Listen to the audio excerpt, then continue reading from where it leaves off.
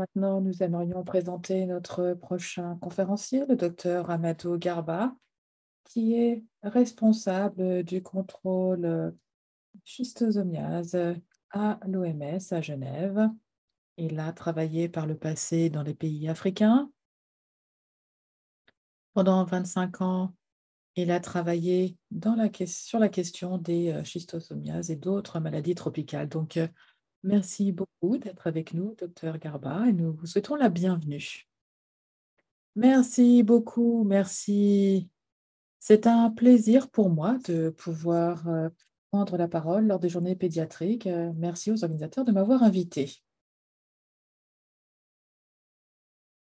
C'est également un plaisir pour moi de pouvoir vous parler d'une maladie tropicale négligée qui s'appelle la schistosomiase. Ça fait partie des 20 maladies qui ont été présentées par Gabriel tout à l'heure.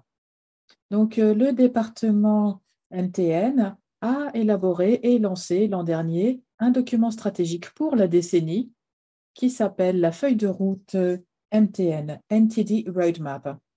Il a été adopté lors de l'Assemblée de l'OMS et elle est en phase avec les objectifs de développement durable. Donc, l'objectif est d'éliminer les MTN dans la décennie qui vient grâce à des changements programmatiques, à savoir que ce sont les pays où c'est endémique qui vont être propriétaires des programmes. Il y aura également la mise en place d'activités transversales et également, on va également se tourner vers des indicateurs d'impact. Donc, ce document est accompagné d'un ensemble d'autres documents, des documents compagnons, comme on les appelle. Par exemple, il y a un cadre de durabilité, également un cadre sur les MNI, un autre sur l'eau, l'assainissement et l'hygiène. Donc, tous ces documents sont disponibles sur le site web de l'OMS. Quels sont les objectifs qui ont été fixés pour la décennie? Alors, les principaux objectifs globaux, eh bien, sont tout d'abord la réduction du nombre de personnes qui ont besoin d'une intervention dans ces pays. Donc, il faut réduire le nombre de personnes qui ont besoin de traitement pour toutes ces maladies négligées, schistosomiase et d'autres. Il faut réduire de 90% leur nombre. Nous devons également obtenir une réduction de la morbidité en diminuant de 75% les AVCI, les années de vie ajustées sur incapacité. Pour ce qui est des pays, eh bien, nous voudrions que 100% pays aient éliminé au moins une maladie tropicale négligée et éradiquer 2 MTN. Donc ça, c'est aussi un objectif pour la décennie qui vient. Pour ce qui est de la schistosomiase, nous avons défini des objectifs et des jalons que vous pouvez voir ici à l'écran. Donc, nous devons... Alors, il y en a 2 indicateurs principaux. Tout d'abord, éliminer la schistosomiase comme étant problème de santé publique dans l'ensemble des pays endémiques. Deuxième objectif, qui est un sous-objectif, il s'agit d'interrompre la transmission de cette maladie chez l'humain, parce qu'il y a 2 catégories de pays, les pays très, très avancés, où l'interruption de la transmission bien, peut être attendue, et également des pays où il faut encore travailler sur la question. Pour y parvenir, il y a différentes actions critiques qui doivent être entreprises. Tout d'abord, la mise en œuvre effective et efficace des interventions pour l'ensemble de la population qui en a besoin et garantir l'accès aux médicaments nécessaires. Deuxième chose importante, il faut que cet accès inclue tout le monde, y compris les enfants. Donc, qu'en est-il de la répartition de la maladie? La maladie est endémique dans 78 pays dans le monde et dans 51 pays, il est nécessaire de réaliser des chimiothérapies préventives, administration en masse de médicaments. Au total, 242 millions de personnes ont besoin qu'on leur administre de façon régulière du Praziquantel. Il y a également des publications et des rapports sur la transmission de la maladie dans différents pays. Ça doit encore être confirmé, là pour le Népal, pour l'Inde et pour le Myanmar. En Europe, également en Corse, nous avons également une transmission de la schistosomiase, donc c'est nouveau en Europe. Et on a ça sur 2 sites de transmission du fait de Nematomum et cela a augmenté depuis 2011. Alors, qu'en est-il du cycle de vie du parasite? Alors, commençons ici avec les œufs, ici en bas, qui doivent être libérés dans l'eau fraîche. Donc, on a le S hématoglome, donc ça c'est pour la version urogénitale, donc qui est libérée par l'urine. Et on a les autres œufs qui, eux, sont pour la schistosomiase intestinale, Japonicum, Mekongii, Masonai, etc. Et donc, ces œufs vont éclore dans l'eau fraîche. Ils doivent ensuite pénétrer des escargots. Il faut que ces escargots soient présents dans l'eau fraîche pour que cela puisse entretenir le cycle. Et dans ces escargots, eh bien, le parasite va se transformer et il va ensuite libérer une forme infectée. Et c'est le cercaire donc, qui va pénétrer la peau de l'être humain et infecter les gens. Donc, la schistosomiase, ce n'est pas une maladie qu'on attrape en buvant de l'eau. C'est une maladie que l'on attrape lorsque l'on est en contact avec de l'eau fraîche qui a été contaminée par le parasite. Donc, au sein du corps humain, le parasite va être transformé et la forme finale du parasite, eh bien, c'est un ver. Donc, il y a des vers qui non, ils ne vont pas rester dans l'intestin et disparaître avec les selles. Non, ils vont s'installer dans les vaisseaux sanguins. Donc, c'est à partir des vaisseaux sanguins que ces vers vont pondre leurs œufs qui vont ensuite avoir un tropisme, donc en fonction du type de schistosomiase, alors soit urogénitale, eh bien, dans ce cas, ils sont évacués à l'extérieur du corps par le biais de l'urine. Les œufs restants vont rester dans le corps, vont créer une réaction inflammatoire, vont provoquer un granulome et entraîner la maladie. Même chose pour la schistosomiase intestinale. Là, les œufs eh bien, peuvent aller jusqu'au foie, créer une fibrose et un grand nombre d'œufs sont ensuite évacués par les selles. Donc voilà, en bref, le cycle de vie de la schistosomiase. Donc il faut qu'il y ait des gens infectés, il faut qu'on ait des plans d'eau fraîche et il faut que l'on ait également des escargots pour pouvoir permettre la transmission de cette maladie. Donc, quels sont les groupes à risque de schistosomiase? Eh bien, le principal groupe connu, ce sont les enfants en âge d'aller à l'école, hein, mais ce n'est pas le seul groupe de personnes potentiellement malades. En fait, il s'agit surtout de personnes qui vont se baigner dans les plans d'eau. Donc, on a également les enfants d'âge préscolaire, on a également des adultes qui sont en contact avec ces plans d'eau du fait de leur métier, par exemple. Ça peut être les agriculteurs, ça peut être les pêcheurs, les gens qui travaillent au niveau de l'irrigation, et aussi les femmes. Du fait de l'absence d'eau propre à la maison, par exemple, eh bien, elles doivent aller s'approvisionner dans la rivière ou dans le lac pour réaliser leurs tâches domestiques. Donc, elles sont également à risque. Et parfois, c'est l'ensemble de la communauté qui est à risque du fait de l'absence d'assainissement, d'hygiène et les gens eh bien, utilisent le plan d'eau pour nettoyer différentes choses, pour s'alimenter ou pour d'autres activités sociales. Alors maintenant, qu'en est-il des manifestations cliniques? Nous avons déjà dit qu'il y avait 2 formes. Il y a donc la forme urogénitale et la forme intestinale. Pour ce qui est de la forme urogénitale, les principaux signes cliniques, eh bien, la présence de sang dans l'urine.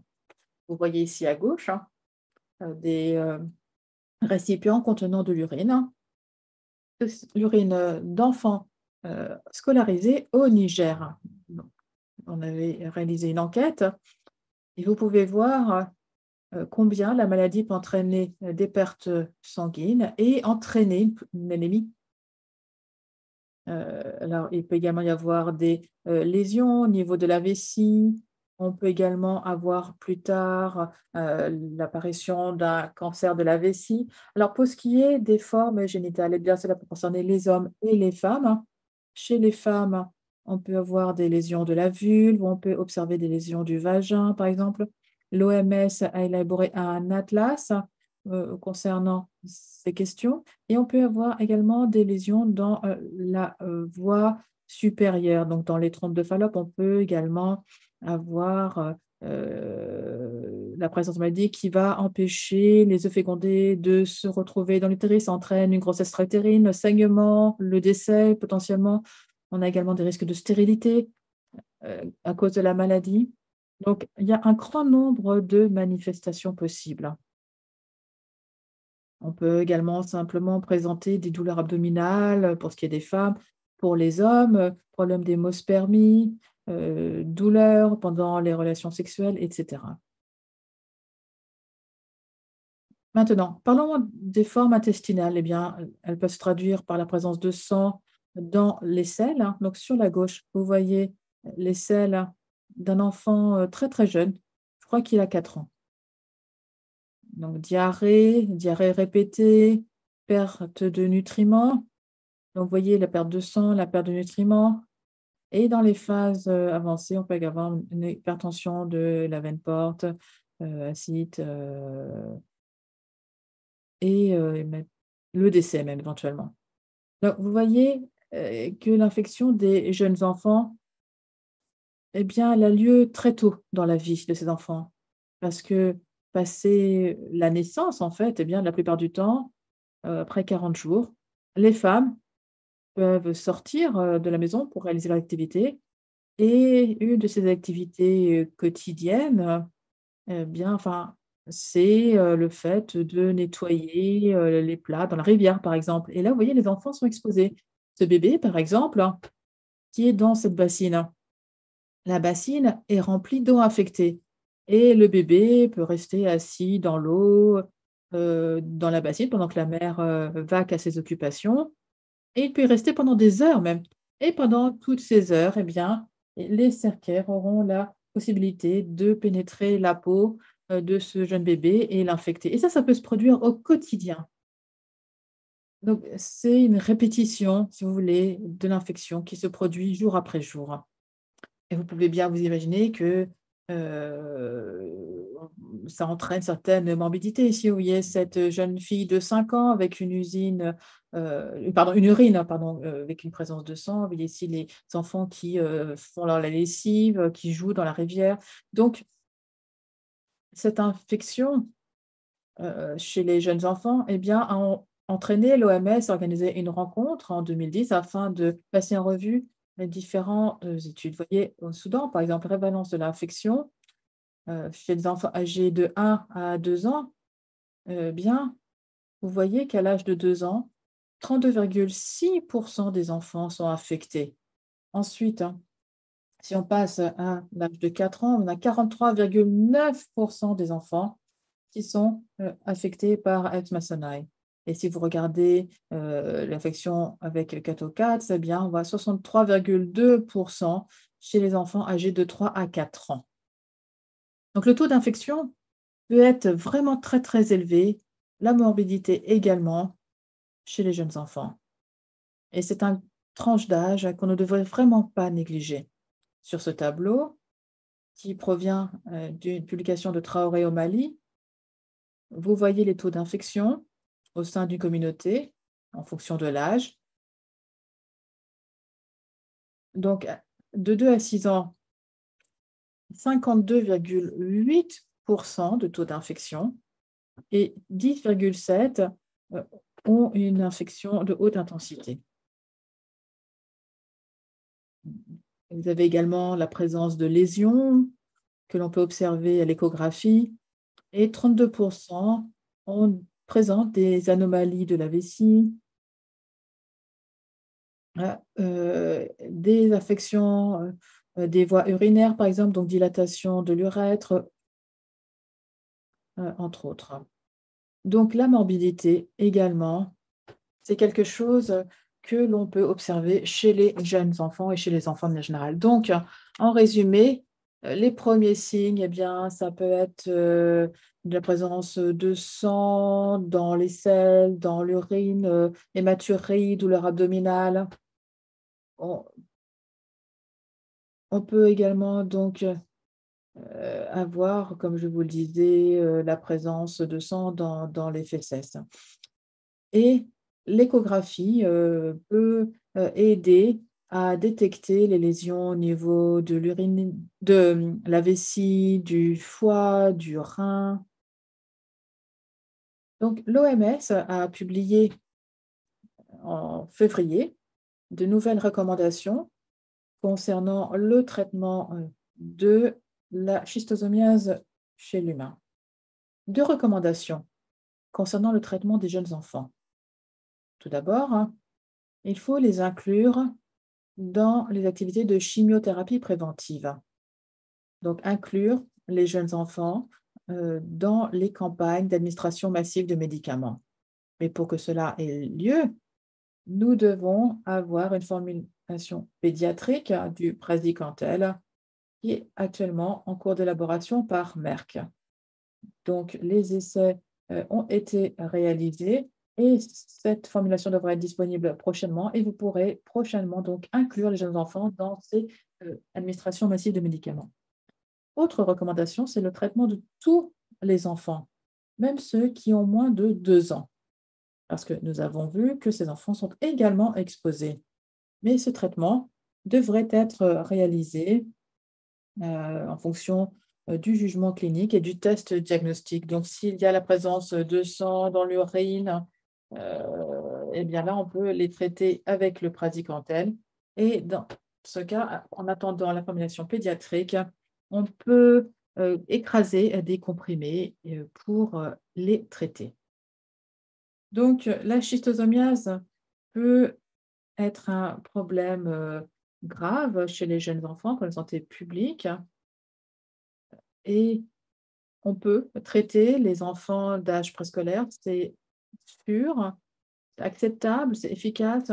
Nous avons, passé en revue les données concernant le traitement de ces enfants d'âge préscolaire. Nous avons regardé les données concernant l'innocuité. Nous avons également, examiné, la nocité du praziquantel pour toutes les tranches d'âge avant d'élaborer ces recommandations et ce médicament est sûr et efficace. Je vous remercie. Et avant de vous rendre la parole, j'aimerais vous montrer quelques images de la schistosomia. Ces photos ont été prises en Ouganda. Donc, vous voyez qu'on parle d'enfants très très jeunes qui sont affectés par le S. Mosonai. Et donc, un des signes caractéristiques, c'est l'estomac gonflé.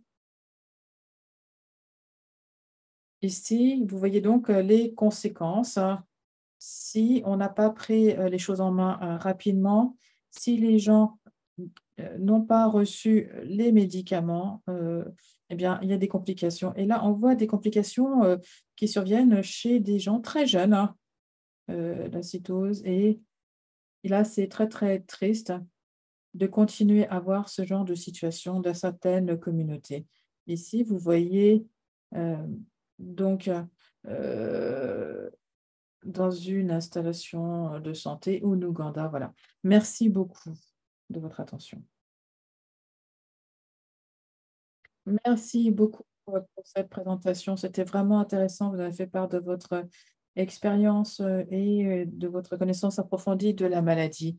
Alors, à nouveau, comme pour Gabriel, je suis certaine qu'il y aura beaucoup de questions et on pourra en discuter pendant la discussion tout à l'heure. Donc, je vais vous demander de rester parmi nous. Ce sera un plaisir pour nous tous.